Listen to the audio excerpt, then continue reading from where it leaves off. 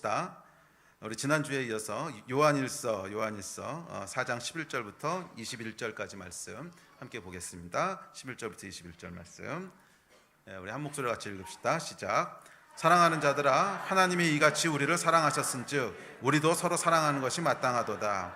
어느 때나 하나님을 본 사람이 없으되 만일 우리가 서로 사랑하면 하나님이 우리 안에 거하시고 그의 사랑이 우리 안에 온전히 이루어지느니라. 그의 성령을 우리에게 주심으로 우리가 그 안에 거하고 그가 우리 안에 거하시는 줄을 아느니라. 아버지가 아들을 세상의 구주로 보내신 것을 우리가 보았고 또 증언하노니 누구든지 예수를 하나님의 아들이라 시인하면 하나님이 그의 안에 거하시고 그도 하나님 안에 거하느니라. 하나님이 우리를 사랑하시는 사랑을 우리가 알고 믿었노니 하나님은 사랑이시라. 사랑 안에 거하는 자는 하나님 안에 거하고 하나님도 그의 안에 거하시느니라. 이로써 사랑이 우리 안에 온전히 이루어진 것은 우리로 심판날에 담대함을 가지게 하려 함이니 주께서 그러하심 같이 우리도 이 세상에서 그러하니라. 사랑 안에 두려움이 없고 온전한 사랑이 두려움을 내쫓나니 두려움에는 형벌이 있음이라. 두려워하는 자는 사랑 안에서 온전히 이루지 못하였느니라. 우리가 사랑함은 그가 먼저 우리를 사랑하셨음이라.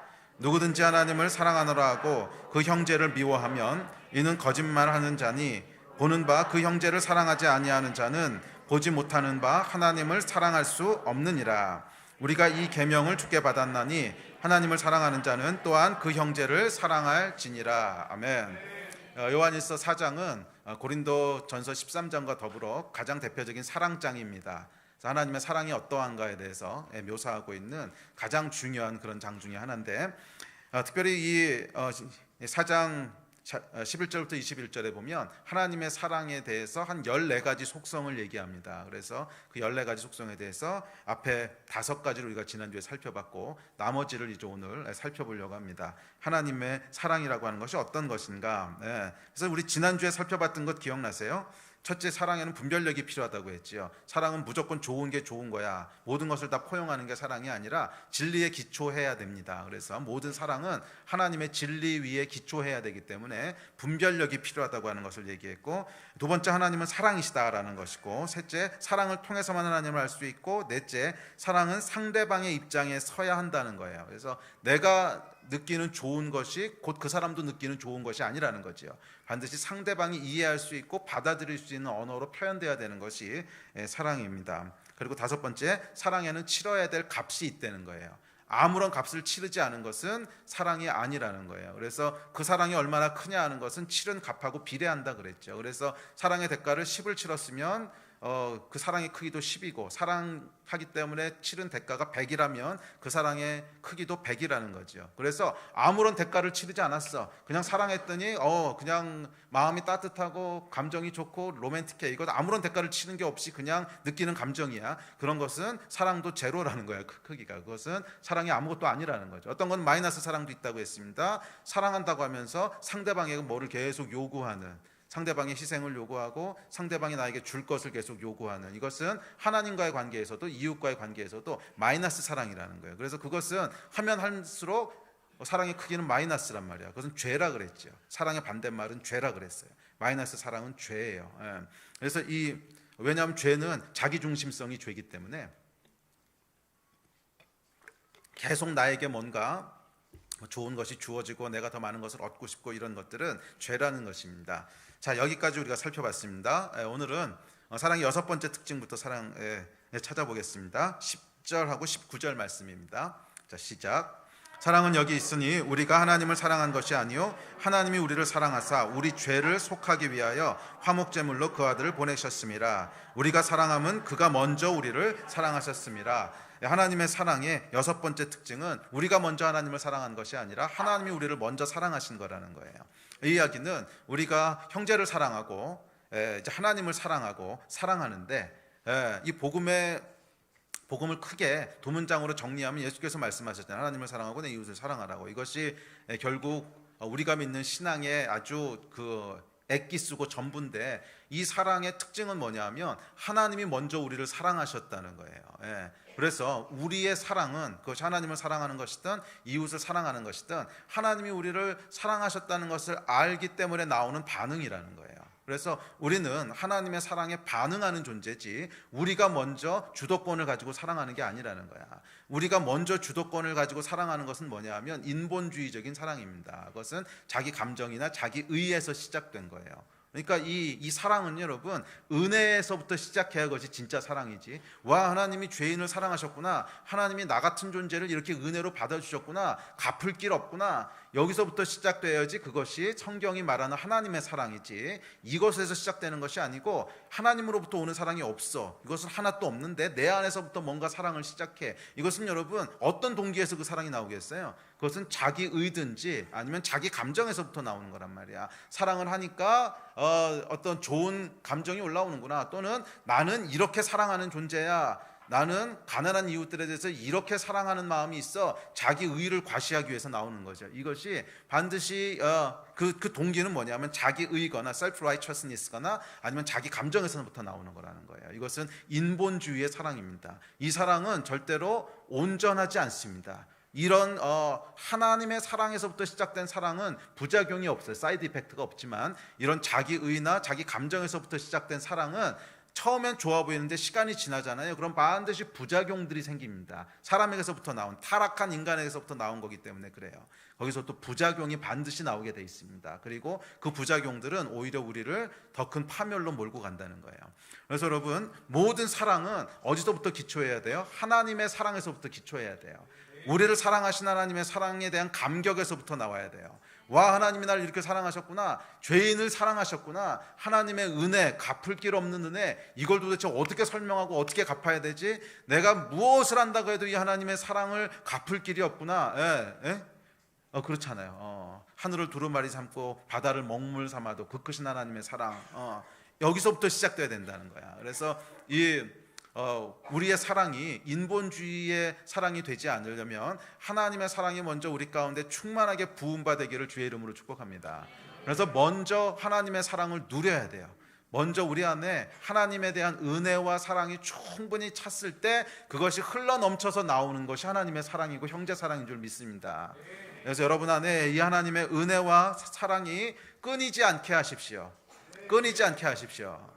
어떻게? 그것이 말씀과 예배입니다. 우리가 예배의 자리에 끊임없이 나오는 이유는 하나님이 어떤 분이신지를 알기 위해서 나오는 거잖아요. 우리가 끊임없이 말씀을 묵상하는 이유는 하나님이 어떤 분이신지 알기 위해서 묵상하는 거잖아요. 그래서 이 말씀과 특별히 예배 가운데 계속 하나님의 사랑이 우리 가운데 부음받아야 돼요. 그래서 예배는 여러분 하나님의 사랑을 우리 안에 채우고 돌아가는 그런 시간입니다. 우리 안에 예배 때마다 하나님의 은혜와 사랑으로 가득 채워져야 돼요. 우리 안에 있는 이 탱크가 가득 채워져서 거기서부터 흘러넘치는 사랑이 나와야 돼요. 그래야 그 사랑이 순전한 사랑이 될 수 있습니다. 성경이 얘기하는 사랑은 인본주의적인 사랑이 아니에요. 자기 몸을 불태워서 드리는, 그럴지라도 그것이 하나님의 은혜와 사랑에서부터 기인한 것이 아니라면 그것은 자기 의일 뿐이고 하나님 안에서 교만일 뿐이고 그것은 잘못된 죄라는 거예요. 아시겠습니까? 여러분 예배의 자리를 사모하시기를 도전합니다. 끊임없이 예배의 자리에서 하나님의 사랑으로 체험받으시기를 주의 이름으로 도전합니다. 이 죄인을 사랑하신 하나님의 사랑, 그분의 은혜, 이것으로 매일매일 채워지시기를 주의 이름으로 축복합니다. 자, 7번째 11절 말씀입니다. 시작. 사랑하는 자들아, 하나님이 이같이 우리를 사랑하셨은즉 우리도 서로 사랑하는 것이 마땅하도다. 그래서 7번째 사랑의 특징은, 하나님의 사랑을 받은 사람의 특징은 뭐냐면 서로 사랑한다는 거예요. 형제도 사랑한다는 거예요. 그래서 여러분, 사랑에 대한 올바른 반응은 사랑하는 것입니다. 이해가 되세요? 사람 간에도 여러분 마찬가지잖아요. 한 남자와 한 여자가 이제 사랑을 시작해서 결혼을 하게 되는데, 남자가 여자한테 사랑 고백을 했습니다. 사랑합니다. 그러면 거기에 대한 올바른 반응은 뭐예요? 나도 사랑합니다. 이래야지 올바른 반응이지. 사랑합니다. 그랬더니 국수가 참 맛있어요. 뭐 이렇게 대답한다든지, 그러면 이건 뭐예요? 사랑하지 않는다는 얘기잖아. 같이 이제 국수 먹다가 사랑합니다. 그랬더니 국수 참 맛있네요. 이것은 채였다는 뜻입니다. 그죠? 그러니까 아니면 돈은 내가 낼게요. 뭐 이런다든지 이런 것은 채였다는 뜻입니다. 그러니까 사랑에 대한 올바른 반응은 뭐냐면 역시 사랑하는 것밖에 없어요. 이거 말고는 어떠한 반응도 사랑에 대한 올바른 반응이 아니에요. 그래서 하나님은 사랑이시라, 하나님이 우리를 사랑하셨다. 그러면 그 사랑을 받은 자에게 있어서 올바른 반응은 뭐예요? 사랑하는 것밖에 없다는 거예요. 이거 말고는 그 어떤 반응도 잘못된 반응이에요. 이해가 되십니까? 그 어떤 반응도 잘못된 반응. 이것은 마치 아까 얘기했지만 하나님께서 사랑한다 내 딸아, 사랑한다 아들아 그랬더니 하나님 국수가 참 맛있습니다, 뭐 이런 거랑 똑같은 말이란, 이것은 찾다는 뜻이야 하나님을. 그래서 거기에 대한 유일한 올바른 반응은 우리도 사랑하는 것입니다. 하나님을 사랑하고 이웃을 사랑하는 거예요. 그것이 하나님의 사랑에 대한 유일한 올바른 반응입니다. 자, 이것이 사랑에 대한 일곱 번째 속성이에요. 하나님이 우리를 사랑하셨은즉 우리도 서로 사랑하는 것이 마땅하니라. 올바른 반응이라는 거예요. 자, 여덟 번째 12절입니다. 12절 시작. 어느 때나 하나님을 본 사람이 없으되 만일 우리가 서로 사랑하면 하나님이 우리 안에 거하시고 그의 사랑이 우리 안에 온전히 이루어지느니라. 예. 자, 여덟 번째는 서로 사랑하면 하나님의 사랑이 우리 안에 거하고 온전해져서 사람들에게 하나님이 보여진다는 거예요. 예. 사람들에게 하나님이 보여진다는 거예요. 하나님을 본 사람은 없습니다. 영이시기 때문에 당연히 하나님을 본 사람은 없죠. 물론 육신의 몸을 입고 오신 예수 그리스도를 본 사람은 있지만 영이신 하나님을 본 사람은 없어요. 그러나 그 영이신 하나님을 사람들에게 보여줄 수 있는 방법이 있다는 거예요. 그건 뭐예요? 하나님은 영이시지만 동시에 뭐예요? 사랑이시라. 하나님은 영이시지만 동시에 하나님은 사랑이시라. 그래서 하나님을 보여주려면 어떻게 보여주면 돼요? 영이신 하나님을 보여줄 수는 없어. 그렇지만 사랑이신 하나님을 보여줄 수는 있다는 거예요. 우리가 서로 사랑할 때, 우리가 서로 깊게 하나님의 사랑으로 사랑할 때 그것은 세상에 하나님이 보여지게 되는 통로인 줄로 믿습니다. 그래서 우리가 서로 사랑할 때 그 안에 누가 거하세요? 하나님이 거하신다는 거예요. 예, 그 안에 하나님이 거하신다는 거예요. 또 4장 14절에 보면 이렇게 얘기합니다. 시작. 아버지가 아들을 세상의 구주로 보내신 것을 우리도 보았고 또 증언하노니. 예, 그래서 이 세상을 향한 교회의 증언은 뭐냐면 사랑하는 거예요. 우리가 서로 사랑할 때 하나님이 우리를 어떻게 사랑하셔서 그 아들을 보내셨는지에 대한 증언이 된다는 거예요. 그러면 여러분 서로 사랑합시다. 아멘. 서로 사랑합시다. 그러면 그것으로 증언이 된다는 거예요.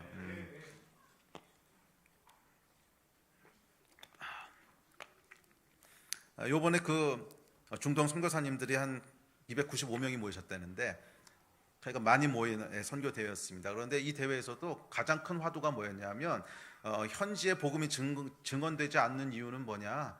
우리가 서로 사랑하지 않기 때문이다 하는 것이 가장 뜨거운 화두였습니다. 선교사님들 사이에 갈등이 있고 어떤 텐션이 있고 또 심하면 싸우기도 하고 뭐 이러다 보니까 뭐 어떻게 하나님이 증거되겠냐는 거예요. 그래서 이번에도 가장 뜨거운 화두가 서로 사랑하자는 거예요. 서로 사랑하자. 사랑하지 않으면 절대 하나님은 증거되지 않는다는 거예요. 사랑하지 않으면 절대 하나님은 증거되지 않는다는 거예요. 예, 서로 사랑할 때 하나님이 우리 가운데 거하신다 그랬어요. 여러분 이 말씀은 사실은 굉장한 말씀입니다. 굉장한 말씀이에요. 하나님이 우리 가운데 거하신다는 거예요. 우리가 이 용어를 너무 많이 사용하다 보니까 익숙해져서 감각이 없어졌어요. 그런데 하나님이 우리 안에 거하신다는 게 무슨 뜻일까 생각해 보세요. 우리가 서로 사랑할 때 그 안에 하나님이 실제적으로 함께 하신다는 거야. 우린 이 거하신다 또는 임하신다라고 하는 말을 사실은 신앙생활을 처음 하는 사람, 교회를 처음 나오셔서 처음 예수를 믿고 이 안으로 처음 들어온 사람이 우리 가운데 하나님이 거하셔, 하나님이 임재하셔, 이 말을 들으면 굉장히 혼돈스러울 거예요. 이게 무슨 말이지? 하나님이 거하시는 게 뭐지? 어떻게 하나님이 우리 안에 거하시지? 굉장히 혼란스러울 텐데, 왜냐면 무슨 말인지 잘 모르니까. 그런데 시간이 지나다 보면 그 말에 대한 단어에 대한 그런 정의들을 나름대로 하기 시작합니다. 나름대로 또는 그 속한 공동체 별로 어떤 임하신다, 거하신다라고 하는 거에 대한 의미들을 계속 그 단어 안에다 이렇게 부여하는 거지요. 그래서 시간이 한참 흐르고 나면 그냥 익숙한 단어가 돼버립니다. 그래서 어떨 때는 거하신다, 임하신다라는 말의 뜻을 감정적으로 감동이 있다, 뭐 이렇게 이해되기도 하고, 어떨 때는 그건 그냥 표현이야, 뭐 이렇게 이해되기도 하고, 하여간 그것이 우리한테 익숙한 말이 되면서 이 임하신다, 거하신다라고 하는 것에 대한 어떤 초월적인 진짜 의미를 상실해 버리게 된다는 거죠. 이해되세요? 예. 근데 오늘날 우리 안에 그런 현상들이 굉장히 많이 일어납니다. 굉장히 많이 일어나요. 그래서 요즘 제가 생각하는 것 중에 하나가, 야, 지금은 정말 이 워딩의 전쟁이다, 용어의 전쟁이다 하는 마음이 정말 드는데, 우리가 사용하고 있는 단어들이 퇴색되기도 하고 거기에 잘못된 부정적인 의미가 들어가기도 하고 뭐 그러면서 어쨌거나 우리 안에 그 신앙들을 갉아먹는 이런 현상들이 아주 급속하게 일어나고 있는데, 특별히 여러분들이 이해하고 있는 단어나 여러분들이 이해하고 있는 어떤 용어들에 대해서 다시 한번 되짚어보는 것이 필요한 때입니다. 이 거하신다, 임하신다라고 하는 것이 무슨 의미인지를 깊게 한번 생각해 보십시오. 이미 갖고 있는 선입관들을 좀 내려놓고 하나님이 우리 가운데 거하신다, 하나님이 우리 가운데 임재하신다, 이게 무슨 말인가? 이것은 여러분 초월적인 단어입니다. 초월적인. 그러니까 쉽게 설명할 수 있는 단어가 아니라는 거예요. 예. 그런데 어쨌거나 그 위대하신 하나님께서 서로 사랑할 때 거기에 계시다는 거예요. 거기에 계시다는 거예요. 여러분, 이것은 어마어마한 얘기 아닙니까? 언제 근데 우리 안에 하나님이 계시다는 거예요? 서로 사랑할 때. 서로 사랑하면 그 안에 하나님이 계시기 때문에 그 하나님이 나타날 수밖에 없다는 거예요. 증언될 수밖에 없다는 거예요. 아멘. 그래서 사실 여러분, 우리가 하는 복음 전도 또는 진리를 전파하는 중요한 방식 중에 하나는, 물론 말로 선포하는 것도 중요합니다. 그렇지만 그것보다 훨씬 중요한 것은 하나님이 거하시는 상황을 계속 만드는 거예요. 하나님이 우리 가운데 일하시는 상황, 하나님이 임재하시는 상황을 계속 만드는 거예요. 그러면 그건 보여지게 된다는 거예요, 사람들한테. 왜? 거기 하나님이 계시니까, 거기 하나님이 일하시니까. 그래서 그 일하시고 거하시는 하나님, 영이시기 때문에 눈에 보이진 않아도 거하시고 임하실 때 영적인 존재인 사람에게는 임팩트들이 가해진다는 거예요. 증언이 된다는 거예요. 그래서 하나님이 거하시는 상황들을 계속 만드는 것이 우리의 책임인 줄로 믿습니다. 그런데 언제 하나님이 거하신다는 거예요? 사랑할 때 거하신다는 거예요. 사랑할 때 거하신다는 거예요. 할렐루야. 자, 13절 보겠습니다. 9번째 특징 시작. 그의 성령을 우리에게 주심으로 우리가 그 안에 거하고 그가 우리 안에 거하시는 줄을 아느니라. 아까랑 거의 이제 비슷한 말인데, 그래서 우리가 사랑할 때 성령께서 우리 안에 성령을 우리에게 주심으로 우리가 그 안에 거하고 그가 우리 안에 거하시느니라. 성령께서는 사랑을 완전하게 하시는 분이십니다. 우리가 사랑할 때 우리 안에 계신 성령께서 일하시기 시작한다 그랬어요. 우리 지난주에도 얘기했지만 사랑할 때 성령께서 일하시기 시작한다는 거예요. 왜냐하면 성령님은 하나님이시니까, 그리고 하나님은 사랑이시니까 우리가 사랑할 때 하나님이 성령께서 일하시기 시작합니다. 그래서 그 사랑을 더 완전하게 하신다는 거예요. 완전하게 하신다는. 그러면 여러분, 일단 사랑하는 것을 시작하십시오. 하나님을 사랑하는 것도 형제를 사랑하는 것도 일단 시작하십시오. 완전하지 않아도 괜찮습니다. 실수해도 괜찮습니다. 일단 형제 사랑하기를 시작하십시오. 작게라도 불완전하게라도 시작하십시오. 사랑은 계속 성장해가고 성숙해가는 것이지 처음부터 완성된 형태로 주어지는 것이 아닙니다. 일단 사랑하기 시작할 때 우리 안에 뭐가 일어나요? 성령께서 일하시기 시작한다는 거예요. 그래서 우리가 그 안에, 그가 우리 안에 거하기 시작한다는 거예요. 그러면 이 사랑이 점점 완전한 단계로 나아가게 된다는 거예요. 성령께서 도우셔서 완전하게 하시는 거예요. 그런데 이것은 시작하는 일이 있어야 돼요. 우리가 사랑하기를 시작할 때 이것은 우리의 선택입니다. 사랑은 여러분, 누가 뭐라 그래도 선택이에요. 사랑은 누가 뭐라 그래도 선택이에요. 이 예정론이 이 하나님의 예정론이 너무 극단으로 치우치게 되면, 뭐 장로교라고 해서 다 그렇게 믿는 건 아닌데, 너무 극단으로 치우치게 되면 인간의 의지에 대한 것들이 무시돼 버리기 쉽습니다. 그래서 모든 것을 하나님의 다 섭리고 예정으로 해석하다 보면, 근데 여러분, 저는 이것은 성경적이 아니라고 믿습니다. 모든 것이 다 하나님의 예정이고 섭리면 선악과는 왜 주셨겠어요? 선악과의 의미 자체가 선택한다는 뜻인데, 예? 선악과는 선택의 의미거든요. 하나님을 선택할지 하나님을 배반할지 네가 선택할 수 있다는 거예요. 인간에게 자유의지를 주셨다는 거예요. 자유의지를 주셨기 때문에 심판이라고 하는 것이 의미를 갖는 거고, 그래서 인간은요 선택할 수 있는 자유가 있습니다. 처음부터 하나님이 어떻게 디자인하셨냐면 선악과를 통해서 하나님을 선택할 수도 있고 하나님을 선택 안 할 수도 있는 의지를 주셨다는 거예요. 그리고 이것이 모든 일의 열쇠입니다. 구원도 선택에 의해서 이루어지는 것이고, 죄도 선택에 의해서 이루어지는 것이고, 사랑도 선택에 의해서 이루어지는 거예요. 그래서 이 선택에 대한 걸 부인해 버리고 나면 그 다음에 여러분 할 게 없어요. 그냥 뭐 죄를 짓든 뭐 안 짓든 그냥 살다가 죽으면서 하나님이 예정하셨다 이러고 죽는 것밖에 뭐 하려고. 이거는 잘못된 교리라는 거예요. 분명히 선택하게 하셨다는 거예요. 그래서 여러분, 사랑은 선택에서 시작되는 겁니다. 무조건 우리가 선택해야 돼요. 그래서 작게라도 시작해야 돼요. 그럴 때 뭐가 있다는 거예요? 도우시는 하나님의 은혜가 있다는 거예요. 도우시는 성령님의 은혜가 있다는 거예요. 이건 하나님께서 하시는 일입니다. 우리의 감정과 또 우리가 선택할 수 있는 더 큰 힘을 주시고 위로를 주시고, 그건 하나님이 하시는 일인데, 하여간 작게라도 시작하셔야 됩니다. 선택하기를. 형제 사랑하기를 시작하신 여러분 되시기를 축복합니다. 자, 16절 10번째 특징입니다.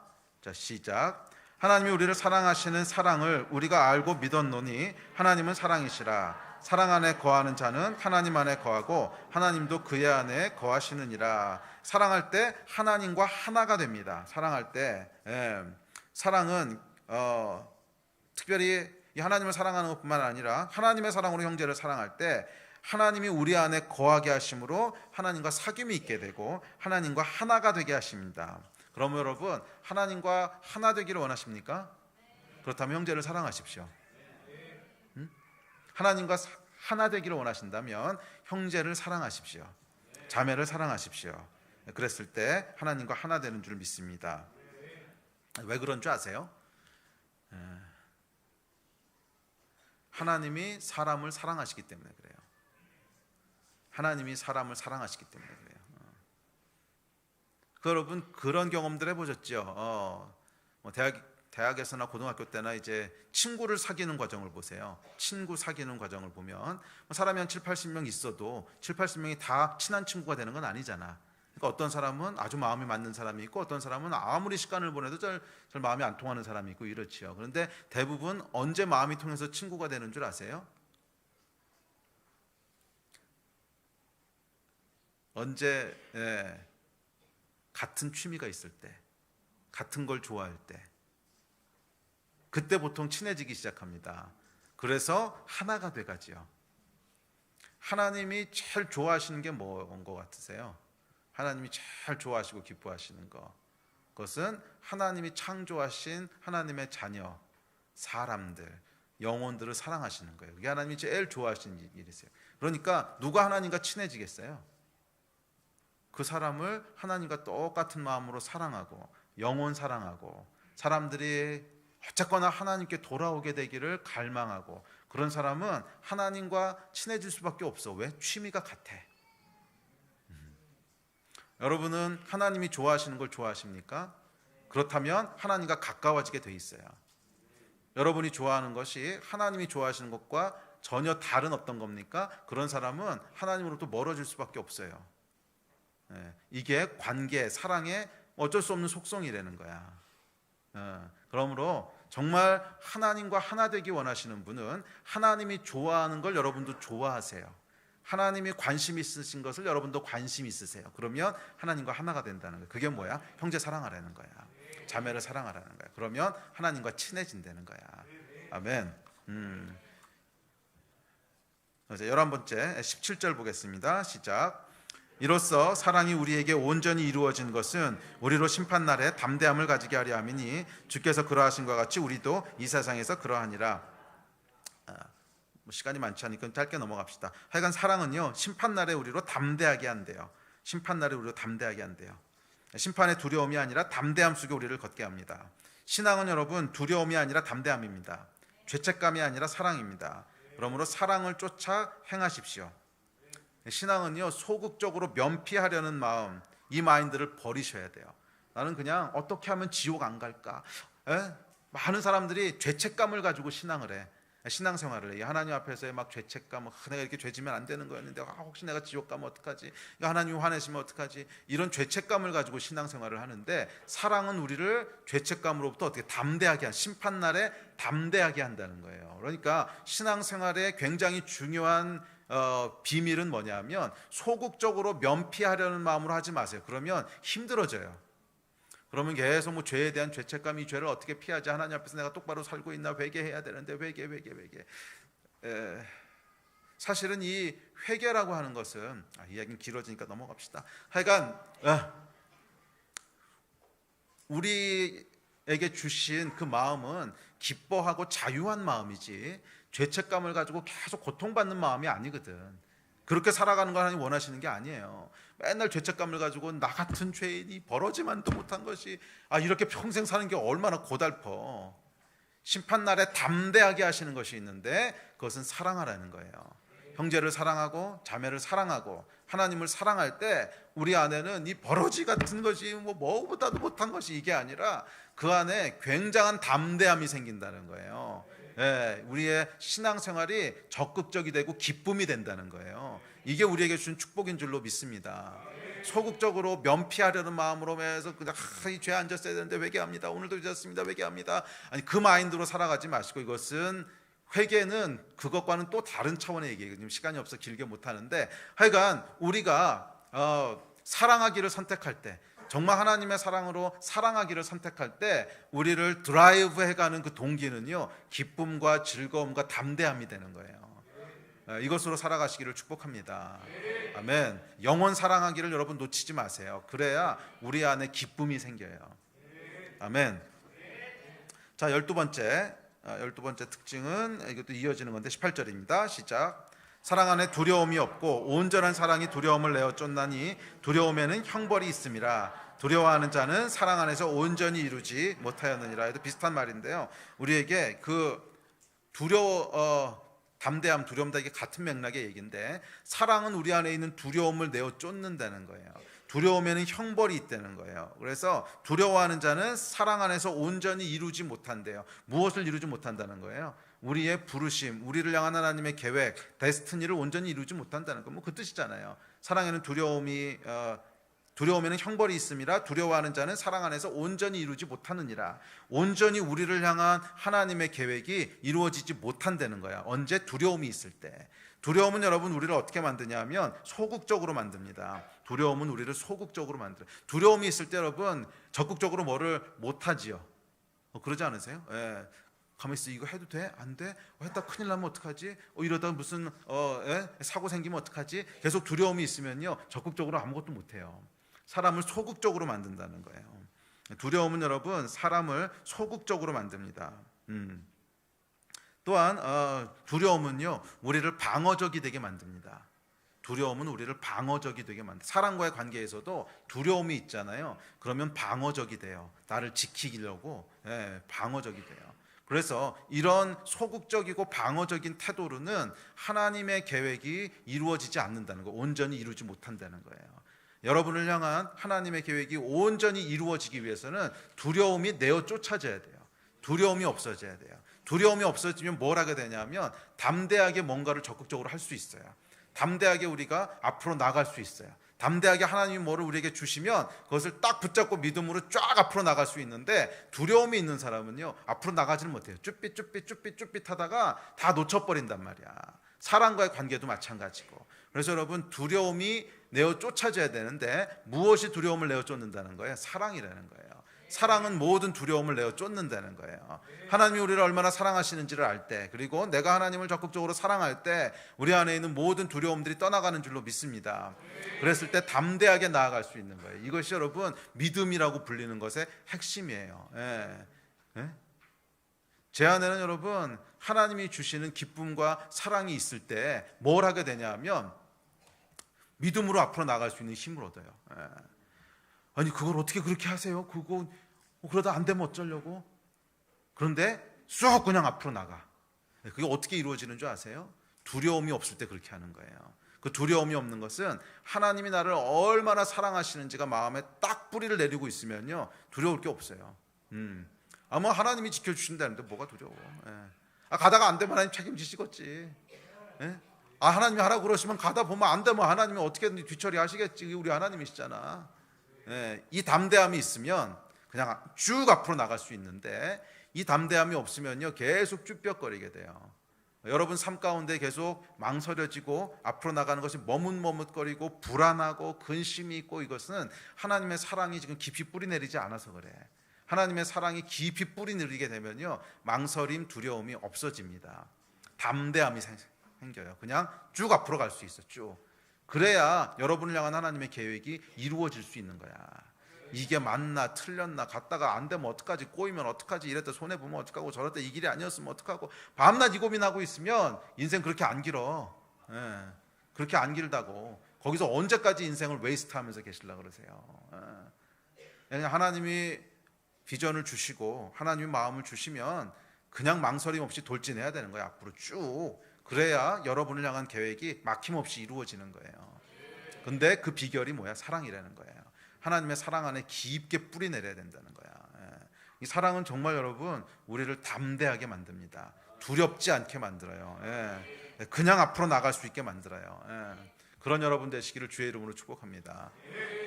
나는 원래 성격이 소심해서, 이건 성격 문제가 아니야. 이건 믿음의 문제지 성격 문제가 아니야. 핑계 대지 마요. 성격 문제로만 하자면 여러분, 저도 한성깔 합니다. 제가 얼마나 꼼꼼한 사람인 줄 아세요? 정말 꼼꼼한 사람이에요. 뭐 이거 어떻게 설명해야 될지. 그러니까 저는 플랜 B, 플랜 C 다 있지 않으면 뭐 절대 움직일 수 없는 사람이에요. 절대 움직일 수 없는 사람인데, 요즘은 플랜 A도 없이 움직여. 그냥 성령님 가라 그러면 예 그러고 가고, 서라 그러면 서고, 뛰어라 그러면 뛰고, 뛰다가 떨어지면 어떡하죠? 몰라, 하나님이 알아서 하시겠지. 이게 여러분 어디서부터 나오는 줄 아세요? 제 안에 하나님의 사랑에 대한 확신이 있기 때문에 그래요. 저는 하나님이 저를 지지하신다고 하는 것에 대한 100% 믿음이 있어요. 부럽지? 이게 하나님의 사랑에서부터 나오는 믿음이에요. 하나님이 나를 100% 지지하셔. 내가 뭐라든지 간에 하나님이 내 뒤에서 밀어주셔. 이 확신이 있기 때문에 뭐 가다 안 되면 하나님은 어떻게든지 하실 거고, 이제 넘어지면 하나님이 알아서 뭐 다시 일으키실 거고, 뭐 어쨌거나 뒷감당하실 거야. 그 믿음이 있거든. 이 믿음에서 여러분 시작해야 돼요. 그것은 하나님의 사랑이 내 안에 뿌리 내리는 거예요. 와, 하나님이 나를 얼마나 사랑하시는지. 근데 사실 여러분, 이 하나님에 대한 사랑은 어떻게 우리 안에 뿌리 내리는지 아세요? 이것도 몇 가지 단계가 있습니다. 뭐 한두 가지 비법이 있는 건 아니고 좀 총체적인 거긴 한데 다 설명할 수는 없는데, 첫째는 하나님의 은혜가 누려져야 되고, 두 번째는 이 하나님의 사랑이 어떤 것인지를 지식으로 깨달아야 되고, 그래서 말씀을 묵상하고 누리고 하는 것이 기초입니다. 그런데 그 위에 이제 발전돼 갈 때 반드시 뭐가 함께 있냐 하면, 내가 하나님을 사랑하는 행위가 같이 있어요. 사랑은 여러분, 내가 사랑할 때만 그 사랑의 가치를 내가 누리게 돼요. 제가 그전에도 한번 말씀드렸는데, 한 남자가 한 여자를 정말 지극정성으로 사랑했습니다. 그래서 24시간을 정말 그 여자 생각만 하고 그 집 앞에 꽃을 들고 서 있고, 출근할 때 퇴근할 때 항상 에스코트하고, 막 나올 때마다 이 여인을 위한 세레나데를 불러주고. 자, 이런 사람을 뭐라고 부를까요?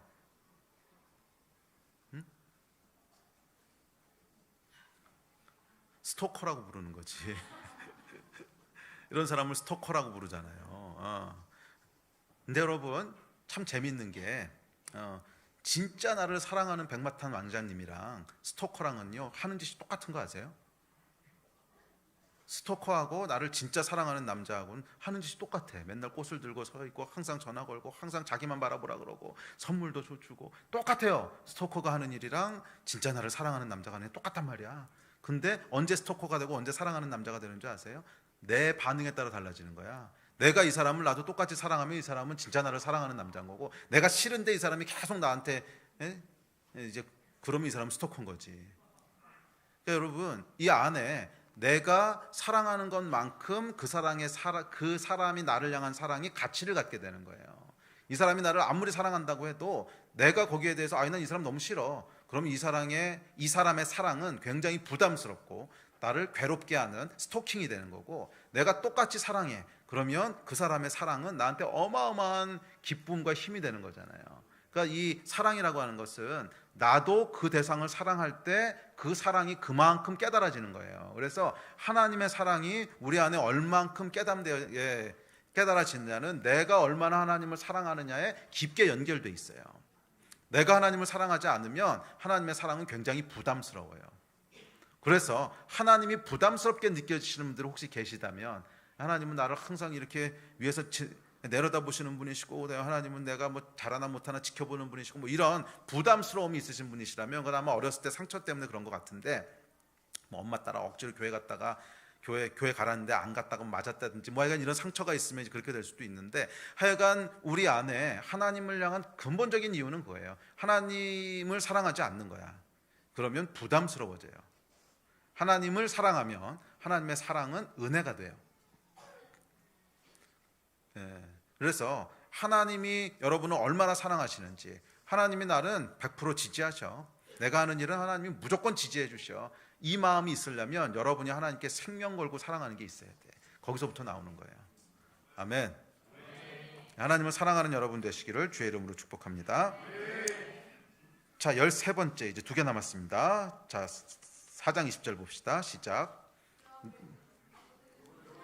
문제, 하나님을 사랑하노라 하고 그 형제를 미워하면 이는 거짓말하는 자니, 보는 바 그 형제를 사랑하지 아니하는 자는 보지 못하는 바 하나님을 사랑할 수 없느니라. 자, 이것이 여러분 요한신학의 핵심입니다. 보이는 바 형제를 사랑하지 못하는데 보이지 않는 하나님을 사랑한다고 하는 건 거짓말입니다, 이런 뜻이에요. 그래서 형제를 사랑하는 자만이 하나님을 사랑하는 자라는 거예요. 이 하나님은, 그러니까 아까도 말씀드렸지만, 이 하나님이 제일 좋아하시는 게 뭐예요? 하나님의 자녀들이에요. 그 자녀들이 하나님 안에서 풍성한 삶을 누리는 거예요. 하나님이 제일 좋아하시는 일이세요. 그렇다면 이 하나님이 제일 좋아하시는 일을 우리도 좋아하지 않는다면, 우리도 그 일을 하지 않는다면 그게 과연 하나님을 사랑하는 거냐는 거야. 하나님을 진짜 사랑한다면 하나님이 제일 좋아하는 걸 나도 좋아할 수밖에 없다는 거예요. 그래서 형제를 사랑하지 않는 자는 하나님을 사랑한다고 말할 수가 없다는 거예요. 감히 그렇게 말할 수가 없다는 거예요. 형제 사랑하기를 여러분 힘쓰십시오. 형제 사랑하기를 힘쓰십시오. 형제를 사랑하지 않으면 하나님을 사랑한다는 말이 사실은 실체가 없는 말이라는 거야. 이것이 요한이 우리에게 주고 있는 신학입니다. 자, 마지막 14번째 조금 긴데요. 4장 21절부터 5장 3절까지 읽겠습니다. 시작. 우리가 이 계명을 주께 받았나니 하나님을 사랑하는 자는 또한 그 형제를 사랑할지니라. 예수께서 그리스도이심을 믿는 자마다 하나님께로부터 난 자니, 또한 낳으신 이를 사랑하는 자마다 그에게서 난 자를 사랑하느니라. 우리가 하나님을 사랑하고 그의 계명을 지킬 때에 이로써 우리가 하나님의 자녀를 사랑하는 줄을 아느니라.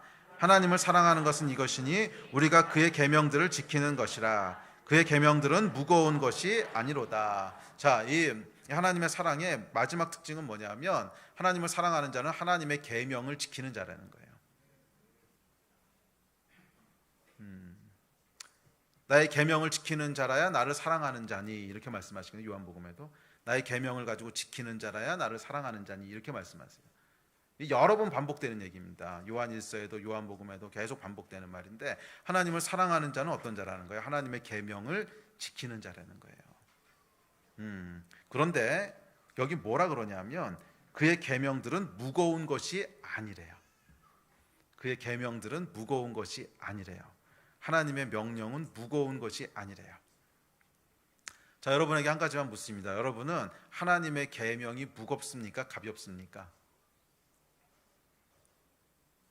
하나님의 말씀에 순종하는 것이 무겁습니까? 가볍습니까?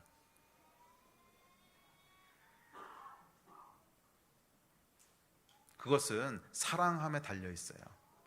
하나님을 진짜 사랑하는 사람은요, 하나님의 계명을 지키는 것이 가벼워요. 하나님의 계명을 지키는 것이 가벼워요. 축구를 좋아하는 사람은요, 하루 종일 축구를 하라는 계명이 가벼워요. 그런데 축구를 싫어하는 사람은 하루 종일 축구를 하라는 계명이 무거워요. 가볍냐 무겁냐 하는 것은 내적인 거란 말이야. 똑같이 축구를 하라고 명령을 해도 어떤 사람은 너무 즐겁고 가벼운 일이고 어떤 사람은 너무 지겹고 무서운 일이고 어디 달린 거예요? 나에게 달린 거예요. 자, 다시 한번 묻습니다. 여러분, 하나님의 계명은 가볍습니까? 무겁습니까? 할렐루야. 저는요, 제가 예전에 어느 집회에서 그 얘기를 했더니 많은 분들이 나중에 진짜냐고 물어보시더라고. 진짜인데 제가 제일 재미있는 게 뭐냐고 물어봤어요. 그러니까 이제 어떤 분이 저한테 이제 목사님 뭐가 제일 좋으세요? 뭐가 제일 재밌으세요? 그래서 제가 곰곰이 며칠을 생각해 봤어요. 내가 정말 재밌어하는 게 뭐지? 좋아하는 게 뭐지? 물론 뭐 좋아하는 게 몇 가지 있습니다. 좋아하는 게 몇 가지 있는데 정말 제일 좋아하는 게 뭐지? 제가 제일 좋아하는 거는요, 하나님 말씀에 순종하는 거예요. 진짜야 이거는. 그게 제일 재밌어. 제일 재밌는 거는 야, 하나님이 그 다음에 뭘 하기 원하실까? 그 다음에 하나님이 정말 어떤 걸 하기 원하시지? 이거를 발견하고 순종하는 게요, 난 제일 재밌어요. 물론 어떤 건 힘들 때도 있어. 근데 힘들어도 재밌어. 왜냐하면 그 다음에 뭐가 기다릴지 알고 있거든. 네, 저는 여러분 정말 솔직한 고백인데 제 안에 제일 재밌는 게 뭐냐고 물어보시면 하나님의 말씀에 순종하는 거예요. 물론 그렇다고 제가 죄를 하나도 안 짓는다는 건 아니야. 어떨 땐 넘어지기도 하고 죄 짓기도 하고 그렇지. 그럼에도 불구하고 제 안에 제일 이렇게 막 제 삶을 막 이렇게 에너지 있게 만들고 움직이게 만들고 그러는 동기는 뭐냐면 하나님의 말씀에 순종하는 거야. 물론 뭐 육신의 연약함 때문에 넘어지고 또 때로는 하지 말라는 것도 하고 뭐 그래요. 그런 거 하나도 안 한다는 얘기는 아닌데 그럼에도 불구하고 제 안에 제일 재밌어하는 게 뭐냐? 뭐 재밌어한다고 항상 잘하는 건 아니잖아. 재밌어하는 게 뭐냐? 진짜 좋아하는 게 뭐냐? 하나님의 말씀에 순종하는 거예요. 그래서 저는요, 하나님의 계명이 가벼워요. 여러분, 하나님의 계명이 가벼우십니까? 무거우십니까? 이게 어디서 나오냐 하면 여러분이 하나님을 얼마나 좋아하냐에 달려 있어요. 여러분이 하나님을 얼마나 사랑하냐. 진짜 하나님을 사랑하잖아. 그럼 하나님이 좋아하시는 것이 너무 재밌어. 하나님 말씀에 순종하는 게 너무 재밌어. 조금 가보잖아요. 조금 살아보면 하나님 말씀에 순종하는 것은 100% 다 나 좋은 일이야. 100% 다 나 좋은 일이지 무슨 하나님이 뭐가 부족하셔서 우리의 헌신을 이렇게 등쳐먹고 사시겠어요.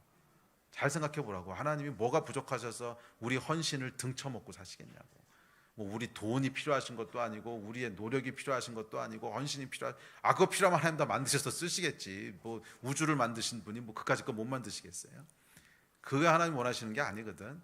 하나님이 우리에게 말씀하신 거는 지난 30년 동안 제가 쭉 하나님과 동행하면서 결국 진짜로 깨닫게 된 건 다 나 좋은 거예요. 다 나에게 좋은 걸 하라 그러시는 거야.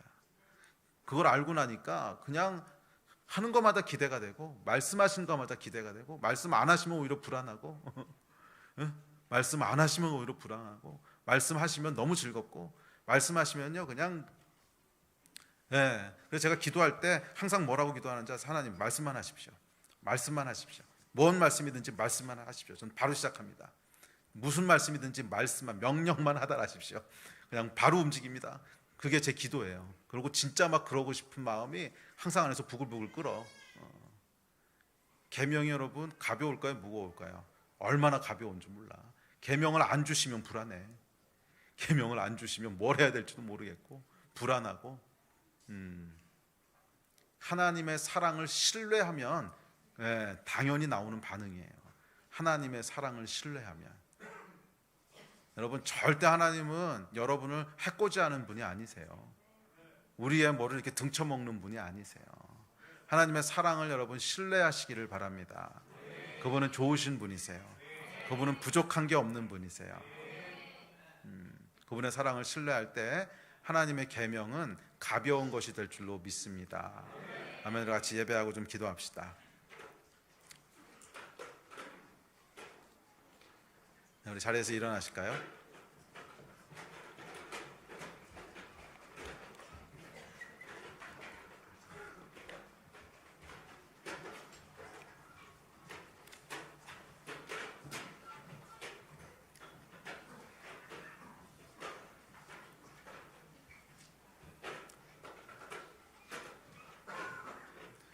우리 찬양 한 곡하고 기도합시다.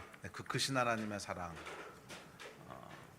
이 모든 일의 시작은 우리를 사랑하시는 하나님의 사랑에 대한 신뢰예요. 믿음이에요.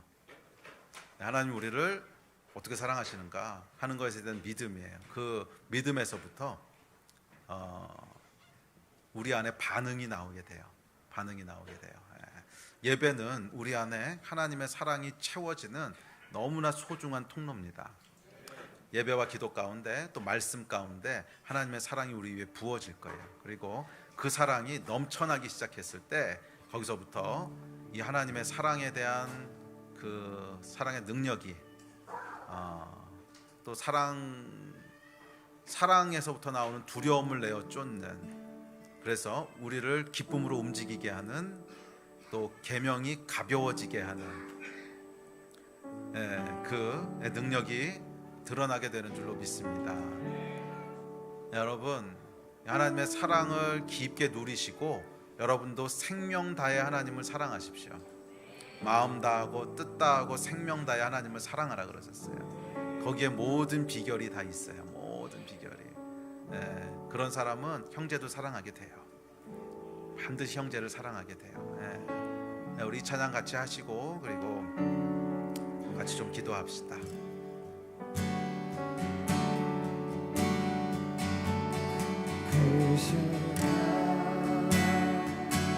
하나님의 사랑 말로 하여 못하네. 저녁으로 은별을 넘어 희나고나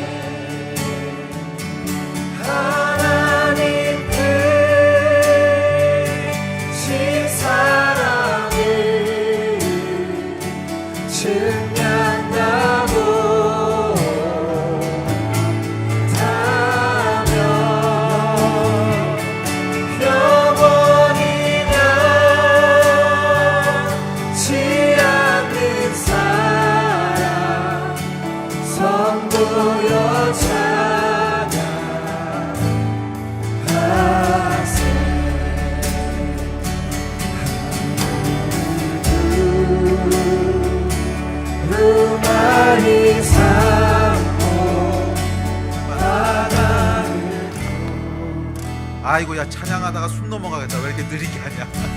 조금만 정상 빠르기로 하세요.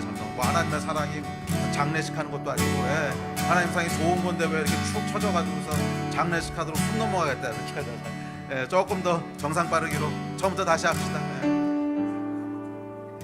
아니 원래대로 하세요. 원래 찬송가대로. 그 크신 하나님의 사랑 말로 하여 영원하네. 저녁고도 은별을 넘어 희나고나 증강 위에 죄범한 영 공부하여 그 아들로 내 삶 화목제로